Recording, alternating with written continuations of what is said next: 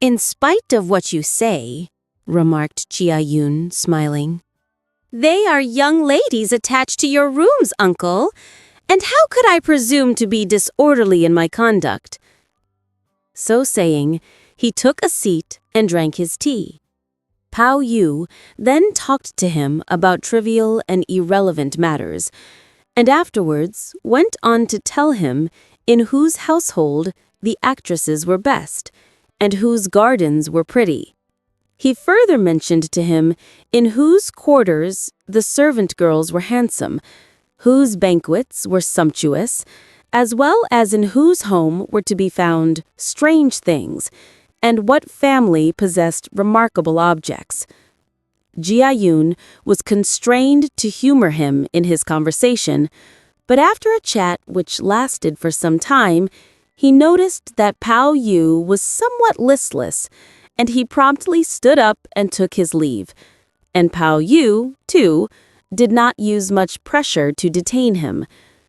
"Tomorrow, if you have nothing to do come over," he merely observed, after which he again bade the young waiting maid, Juyer, see him out.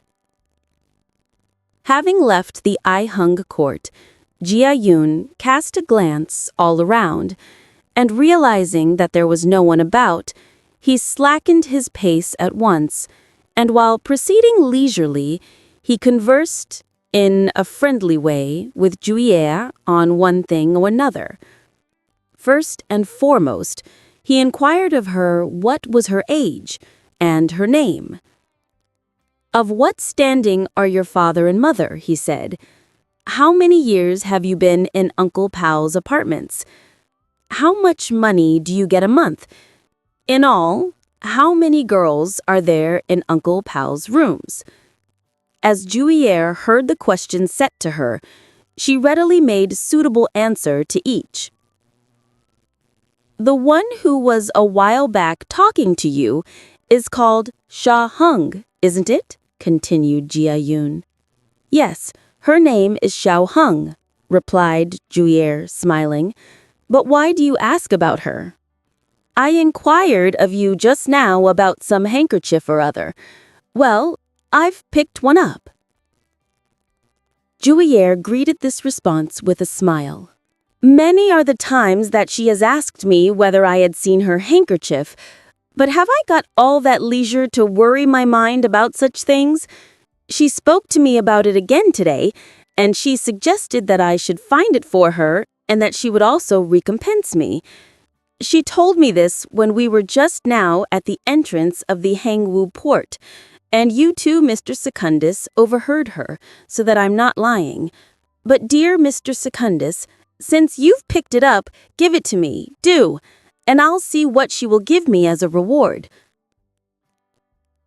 The truth is that Jia-yun had, the previous moon when he had come into the garden to attend to the planting of trees, picked up a handkerchief which he conjectured must have been dropped by some inmate of those grounds, but as he was not aware of whose it was, he did not consequently presume to act with indiscretion. But on this occasion, he overheard Xiao Hung make inquiries of Juyer on the subject, and concluding that it must belong to her, he felt immeasurably delighted.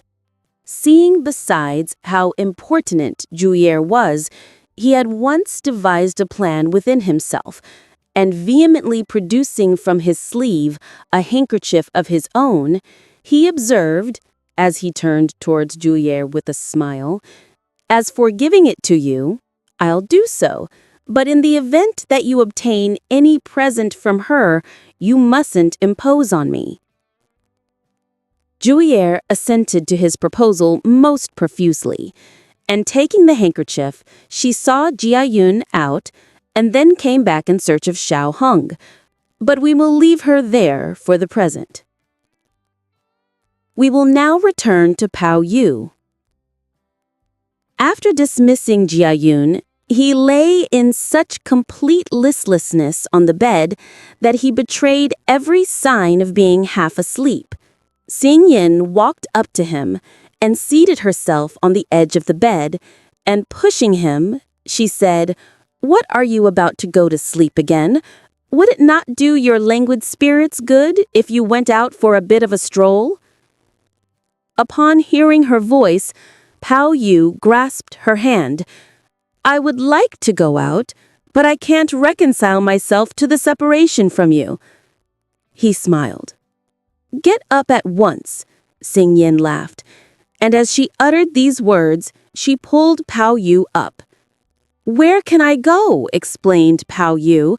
"I'm quite surfeited with everything. Once out, you'll be all right.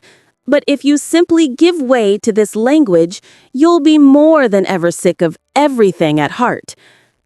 Pao Yu could not do anything otherwise, dull and out of sorts though he was, than accede to his importunities.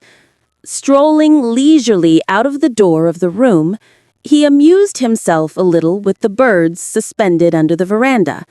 Then he wended his steps outside the court and followed the course of the Hengfeng stream.